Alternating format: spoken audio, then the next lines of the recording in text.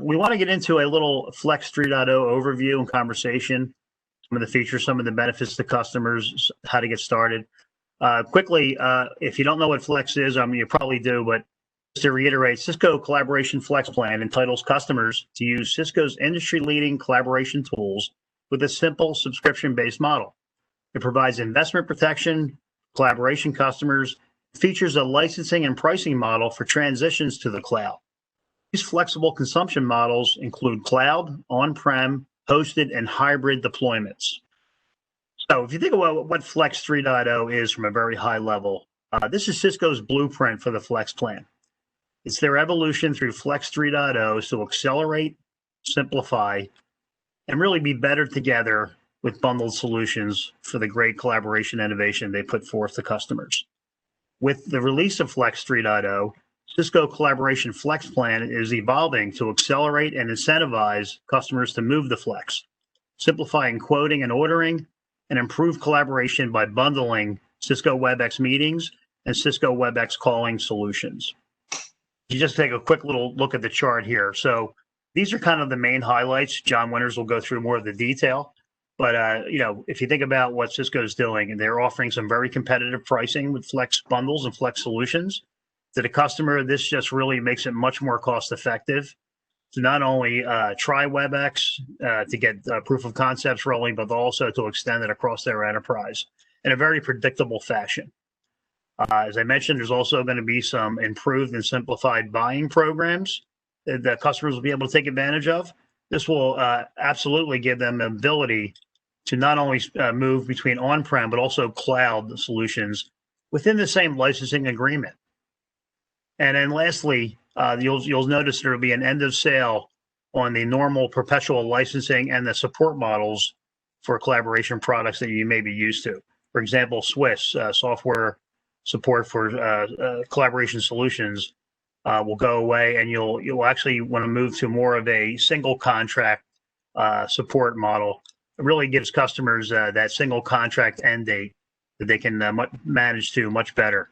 And SHI will bring all of the collaboration folks available to help customers manage through that. So anyway, talk through some of the benefits and what we're moving to high level. Now I want to turn the mic over to Mr. John Winters. John will discuss the timeline for Flex 3.0 and the innovation. We'll talk about some of the additional information on subscription models, and we'll wrap with a quick on how to get started. So, John, over to you. Excellent. Yeah, thank you very much, Tom. When we're talking about any change, the timeline is very important, and Flex 3.0 is no exception. So let's look at some of the key dates that Cisco has offered to help everybody prepare to make the transition from perpetual licensing over to Flex, or to buy Flex 3.0 for the very first time. The very first date that we should keep in mind is January 23rd, 2021. So a little bit after the first of the year of next year, Cisco is going to set that date to end the sale of perpetual licenses for products in the collaboration suite that are not the Business Edition 6K or the BE 6K. So for the Cisco Unified Communications Manager licensing of UWL or CUWL, those licenses will no longer be available outside of the BE 6K after January 23rd, 2021. So you've got a little bit of time between now and then if you really want to buy new perpetual licensing, but not much time. So definitely keep that in mind. The second event on the 23rd is the end of multi-year Swiss. Now, Tom already mentioned that Swiss contract. If you want to buy a new contract that's more than 1 year, then the 23rd is the last date to do it. The next important date, about 6 months later, July 24th, 2021, is the end of sale for the BE6K licenses. So everything but BE6K went end of life on the 23rd of January. BE6K licenses are no longer available for purchase after July 24th. That is also the final date to buy new Swiss of any length. So the multi-year Swiss went end of sale on the 23rd of January. The 1 year, any length of Swiss is going end of sale on July 24th. So a little bit longer than January, but not much longer. So just a few months if you want to buy new support or BE6K licenses. You really only have until summer of next year. The next very important date to remember is January 29th, 2022. And that is the last date to renew Swiss contracts. So if you have an existing Swiss contract, definitely keep it current, and you won't suffer any loss of service or reduction in support from Cisco. All of that stays in place. But after January 29th, 2022, you can only renew your contract for 1 year. So keep renewing up until then, but after that date, 1 year is the maximum that you can renew your Swiss contract. So no new contracts after the 24th, and no renewals after January 29th, 2022. Finally, the end of the line, the sunset date is January 27th, 2024. So a number of years to truly sunset Swiss, but there are a couple of phases here, and it's important to keep these dates in mind.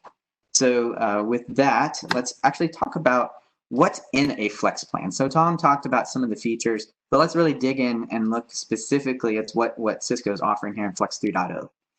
So there are three main types of products included in a Flex 3.0 plan. Well, actually, I should say two, but there's three main products in Flex generally. And the one I want to cover first is the gray box on the far right. That's Contact Center. So you can buy a subscription for Contact Center, but not in Flex 3.0.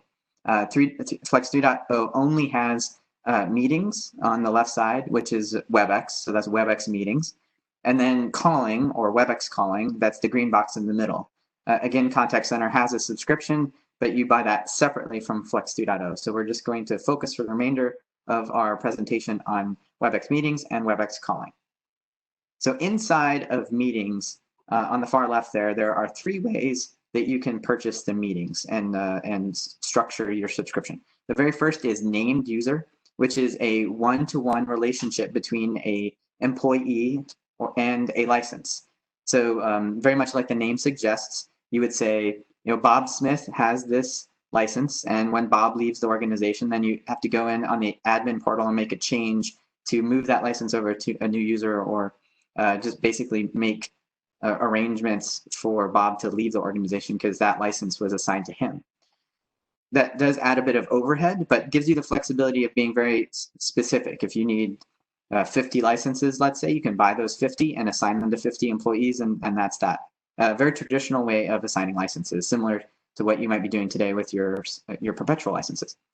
A much more flexible way of buying licenses is the active user, which actually allows anyone in your organization, your entire organization, can use a license and schedule a WebEx meeting, and you only have to pay for those users who might use that license in a given month. So let's say you have 500 total users. If you with an active user, all 500 could schedule meetings, but you might think, well, only about 250 are going to use the license in a given month. With active user, you would pay for those 250, but all 500 would be able to schedule a meeting. So it removes some of the overhead we talked about with named user. Finally, there's the enterprise agreement, or EA, and that's an all-you-can-eat model, and you pay for a license for everybody in your organization. You maybe pay a little bit more, but you get a lot of extra features not included in named user or active user. So there's a bit of an incentive for just going all in and licensing everybody. Looking at the middle column, the WebEx calling, you have similar license models. You just don't have the option of active user today. Cisco has talked about adding that in the future. Don't have any information on that, but for its initial release, Flex 3.0 will not include active user. So you only have the choice of named user, that one-to-one license, or an enterprise agreement, that all-you-can-eat model. So let's get a little more specific about how you might migrate from a perpetual license, which, as we said, is going end of sale, over to Flex 3.0. So there's a lot of customers out there, good folks who have perpetual licenses. So how do you make that leap into Flex 2.0?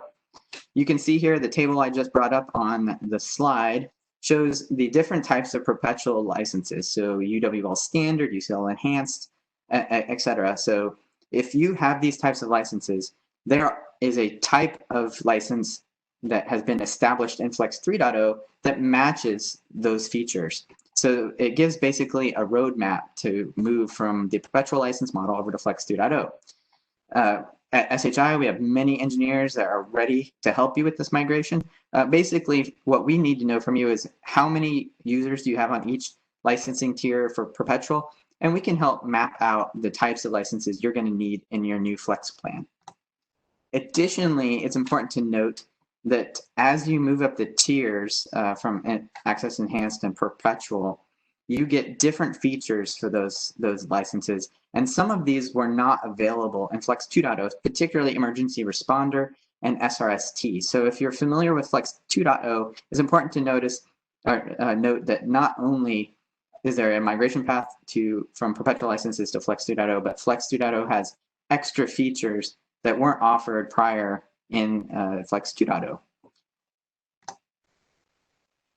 In terms of the EA offers even more features over the other types of licenses. And here's a good comparison between named user, that one-to-one license I mentioned, and the all-you-can-eat EA or enterprise agreement type license. By going to the EA, you get a whole host of advantages over named user. The top three are a 20% growth, so that means you can go over the number of licenses by about 20% when you're on EA. So if you bought a certain number, then you can have 20% more with an EA. You also get half of your licensed number of users as common area licenses for free. So lunchrooms, hallways, common spaces, you can license those devices at no extra charge with an EA. And you can also get those analog licenses included at no extra charge when you go into EA at about a 20% count from your total licensing. So there's a lot of detail in here, but it's just important to note that there are some pretty good advantages for going to the all-you-can-eat model and the EA agreement versus named user. And at SHI, again, we have a lot of resources. We can definitely help guide you and have a more in-depth conversation about what's specific to your environment and what your needs are going forward. So we've been talking about the calling piece of WebEx, of Flex 2.0 and WebEx calling. Now let's talk about the meetings component, the WebEx meetings, so just WebEx. Most people know this as WebEx, and that's what this is. So inside Flex, you can license your WebEx, your meetings users. And one of the new initiatives that Cisco has as part of 3.0 is that bundling that we talked about earlier that's going to save you some money. And a great bundle is the meetings plus calling. So if you like Cisco calling, or maybe you're using Cisco phones today, or you're using WebEx, maybe you're using both, now under Flex 2.0, you can license both of those things and save a little bit of money and make it easier to renew, to monitor the features, and just get some good continuity across your organization. You can also, of course, get that EA that I mentioned. So it's the all-you-can-eat model that's available in calling, like we talked about. Also available on the WebEx side. You get a license for everybody in your organization, and everybody has some of those extra features in the EA that we talked about. Additionally, if you're looking to host large events, which a lot of us are doing right now as we've moved out of the office and moved to home, maybe you've got a company-wide event or an all-hands meeting that is going to require a lot of participants. There is a different events version of WebEx that usually you license separately. If you need that type of thing, Flex 3.0 now has a meetings suite named user that lets you buy a package, including the events and training modules. So you don't have to buy those a la carte, save you a little bit of money, and again, make it a little bit easier to buy. And finally, that more traditional one-to-one named user license is still available on the WebEx side, just like it is for WebEx calling. So that's the end of our brief overview of the features of 3.0 and some of the ways that you can migrate between the on-prem and the on-prem perpetual and the Flex 3.0 model. So I want to hand it back to Tom, and he can tell you how to get started with SHI and Flex 3.0. Thank you so much, Tom. That was a great overview, a lot of really great information on the new technology, right? So we really want customers to take advantage of this new licensing model for obvious reasons, some great benefits to the customer, potentially even some cost savings and better scale. So a couple of real quick to-dos. Please complete your Flex review form. and send it to your SHI account executive. If you have not received one, just reach out to your team, the AE team, or your FSE to get that started. SHI will then examine what you put in the form and respond back with scheduling a workshop with you to get all this working within your own environment. So again, thank you very much for your attention here today, and thank you for the business. Have a great day. Thank you.